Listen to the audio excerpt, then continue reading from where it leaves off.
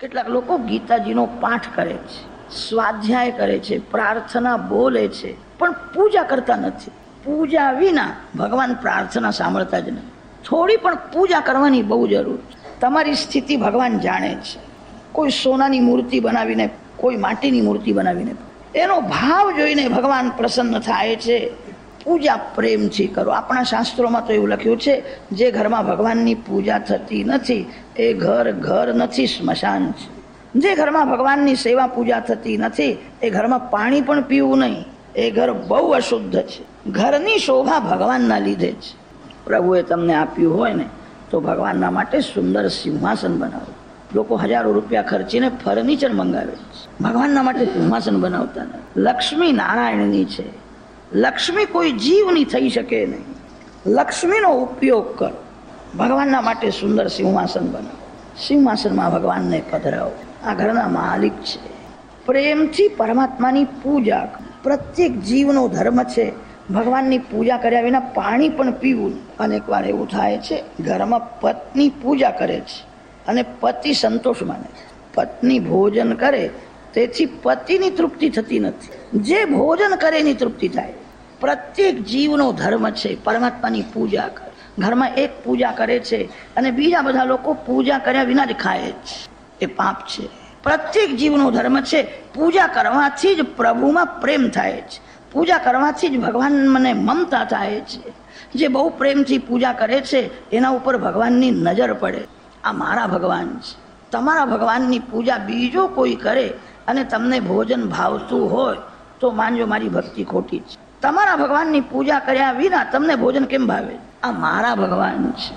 આજકાલના લોકો પૈસા અલગ અલગ રાખે. પત્નીના નામથી, ભાઈના નામથી, બેનના નામથી અલગ અલગ પૈસા રાખે એટલે ઇન્કમ ટેક્સ ઓછો ભરવો પડે. પૈસો અલગ અલગ રાખે છે, ભગવાન અલગ અલગ કેમ રાખતા નથી? આ મારા ભગવાન. મારા ભગવાનની પૂજા હું જ કરીશ, બીજો કોઈ કરે મને નહીં ચાલે.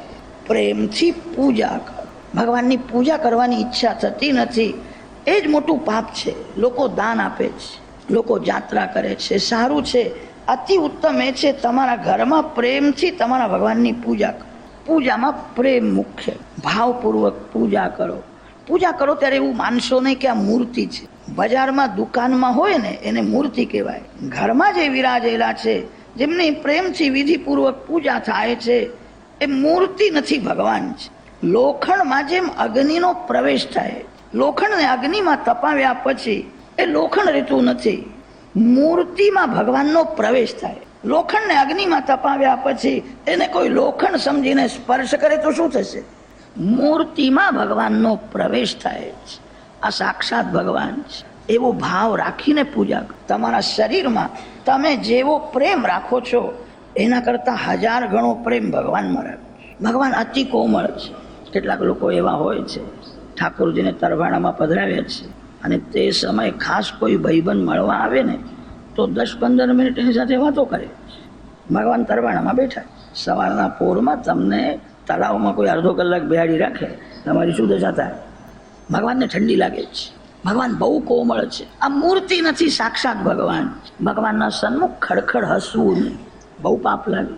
ભગવાનના સન્મુખ જોરથી બોલવું નહીં, પાપ લાગે. કોઈ બહુ જોરથી બોલે ને તો બાલકૃષ્ણલાલને ભય લાગે છે, મારામારી કરવા આવ્યો છે એવું લાગે છે. બાલકૃષ્ણ અતિ કોમળ છે. તમે ભગવાનની પૂજા કરવા બેસો ને, તમારા ઘેર કોઈ પણ આવે એને હાથ જોડો, એને આંખ આપશો નહીં. આંખ આપવાની શી જરૂર છે? આંખ ભગવાન મારા. કોઈનું અપમાન ન થાય. કોઈ આવે તો એને વંદન કરો. મારા ભગવાન સર્વથી મોટા છે. મારે કોઈને નજર આપવી નથી, મારે કોઈની સાથે બોલવું નથી. કદાચ એને ખોટું લાગે તો શું ખોટું લાગે, ફરીથી તમારા ઘેર આવશે ને, બીજું શું કરવાનું હતું? ભગવાનથી મોટો કોઈ નથી. બધાને વંદન કરજો. આંખ આપવાની જરૂર નથી. પૂજાના સમયે કોઈ આવે તો એની સાથે બોલવાની જરૂર નથી. મારા ભગવાન સર્વથી શ્રેષ્ઠ. ભાવપૂર્વક પૂજા કરો. ભગવાનને સ્નાન કરાવો, ભગવાનનો સુંદર શૃંગાર કરો, ભગવાનને તિલક કરો. તમારાથી બને તો ઘરમાં હાથે માળા બનાવીને ભગવાનને અર્પો. બજારની માળા ભગવાનને બહુ ગમે. બજારની માળા બહુ પવિત્ર નથી. તમારા હાથે ભગવાનનું સ્મરણ કરતા કરતા ફૂલની માળા બનાવો. હાથે બનાવેલી માળા ભગવાનને અર્પણ કરો. ભગવાનને ભોગ ધરો. ત્યારે પ્રભુની પ્રાર્થના કરો. આ તમારું જ તમને અર્પણ કર્યું. શ્રી શંકરાચાર્ય મહારાજે વિષ્ણુ સહસ્ત્ર નામ ઉપર ભાષ્ય લખ્યું. બદ્રીનારાયણના માર્ગમાં વિષ્ણુ પ્રયાગ આવે છે. ત્યાંના સાધુ સંતો એવું વર્ણન કરે છે, આ વિષ્ણુ પ્રયાગમાં ગંગા કિનારે બેસીને શ્રી શંકર સ્વામીએ વિષ્ણુ સહસ્ત્ર નામ ઉપર ભાષ્ય લખ્યું. શ્રી શંકરાચાર્ય મહારાજને વિષ્ણુ સહસ્રનામમાં બહુ પ્રીતિ હતી. માર્ગમાં ચાલતા ચાલતા પણ વિષ્ણુ સહસ્રનામનો પાઠ કરતા. ગેયમ ગીતા નામ સહસ્રમ જેયમ શ્રીપતિ રૂપમ અજસ્રમ દેયમ દીન જનાય ચ વિત્તમ નેયમ સજ્જન સંગે ચિત્તમ ભજ ગોવિંદમ ભજ ગોવિંદમ ગોવિંદમ ભજ મૂળ મતે. વિષ્ણુ સહસ્રનામ ઉપર ભાષ્ય લખ્યું છે. એક એક નામના દિવ્ય અર્થો કર્યા. ભાષ્યની જ્યાં સમાપ્તિ કરી છે, અંતમાં સમાપ્તિમાં એક શ્લોક લખ્યો, આદરેણ યથા સ્તૌતિ ધનવંતમ ધનેચ્છયા તથા ચેદ વિશ્વકર્તારમ કો ન મુચ્યેત બંધનાત. આ શ્લોક લખીને વિષ્ણુ સહસ્રનામનું ભાષ્ય પૂરું કર્યું. અંતમાં શ્લોક લખ્યો. એનો અર્થ એ થાય છે, લોભી માણસ લોભથી શ્રીમાનની જેમ ખુશામત કરે છે, શ્રીમાનને જેમ આગ્રહ કરીને ખવડાવે છે, શ્રીમાનને જેમ માન આપે છે, એના જેમ વખાણ કરે. મનમાં એક જ હેતુ હોય છે, શ્રીમાન રાજી થશે તો પૈસા મળશે.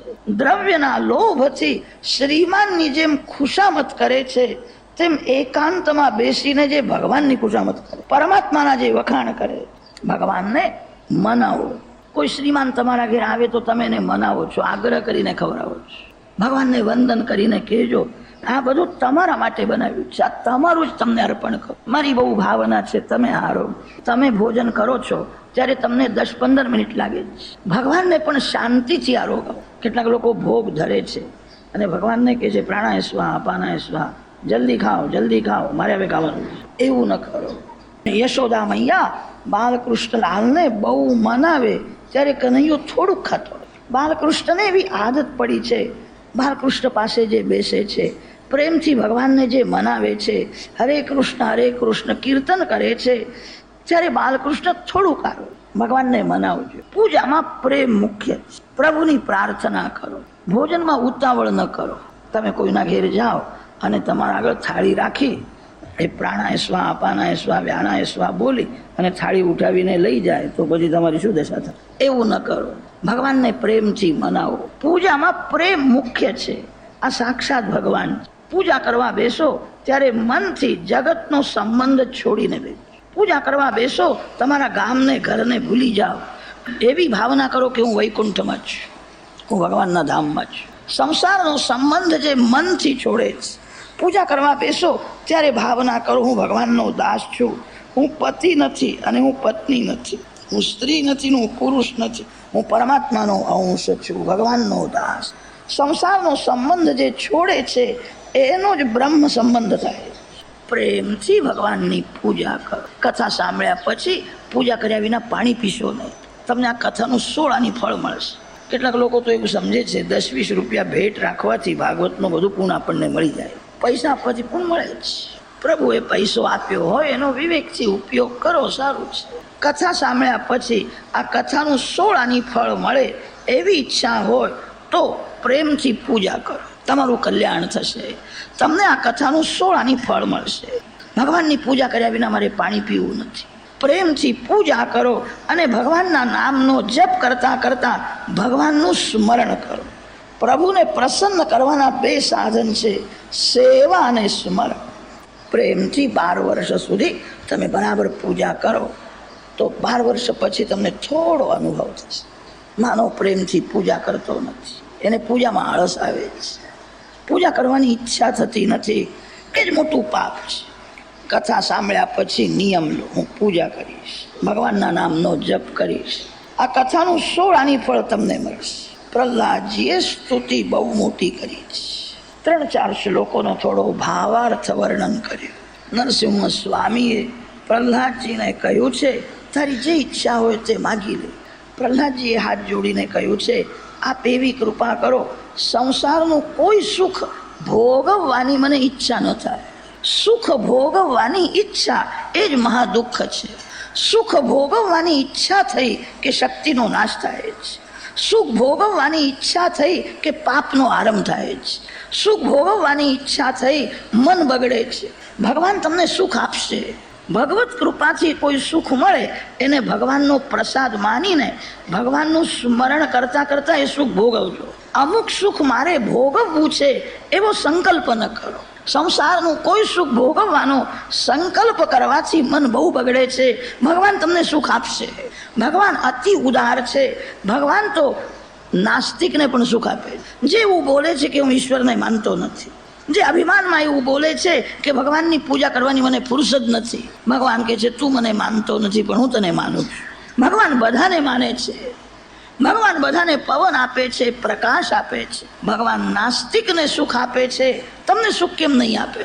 તમે આસ્તિક છો, તમે વૈષ્ણવ છો, તમે પ્રભુના પ્યારા છો, તમે પરમાત્માના અંશ છો. ભગવાન સુખ આપે એ પ્રભુનો પ્રસાદ માનીને ભગવાનને સાથે રાખીને સુખ ભોગવ. અમુક સુખ મારે ભોગવવું છે, સુખ ભોગવવાના વિચાર કરીને મનને બગાડશો નહીં.